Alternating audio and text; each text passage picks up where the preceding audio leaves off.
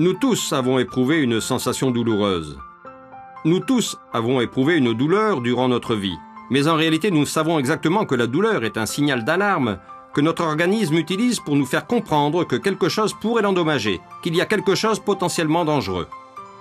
Nombreuses sont les classifications proposées, mais je pense que la plus adaptée est celle qui se distingue entre la douleur utile et la douleur inutile.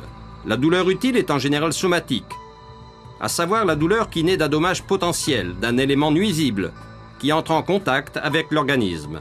La douleur inutile est celle qu'on éprouve dans toutes les pathologies chroniques, là où on sait quel est le problème. Mais ces pathologies, l'arthrose par exemple, une pathologie comme les autres, continuent à provoquer la douleur puisqu'elles agissent sur les terminaisons nerveuses.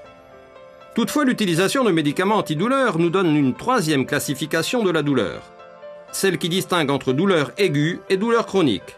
La douleur aiguë est une douleur immédiate, qui apparaît au début de la maladie, et qui donc peut être traitée efficacement avec un médicament antidouleur, à condition que ce symptôme soit encadré. Étant donné que beaucoup de médicaments antidouleurs basent leur action justement sur l'effet anti-inflammatoire, l'inflammation est une des causes principales de la douleur, et voilà donc que les cures thermales ont une efficacité remarquable sur la douleur.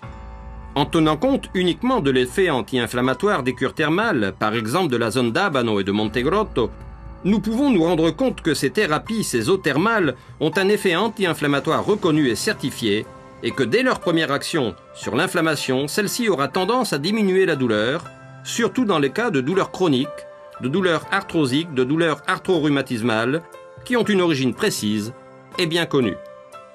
Toutefois, il ne faut pas oublier que, toujours en parlant des termes d'Abano et Montegrotto, une importante action sur les endorphines, les substances qui aident notre organisme à supporter le stress et à vaincre le stress, a été démontrée.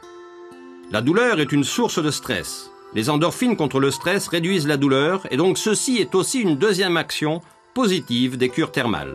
En ce sens, en améliorant la fonctionnalité articulaire, en diminuant l'inflammation, en augmentant les endorphines, les cures thermales peuvent être précieuses dans le traitement de la douleur.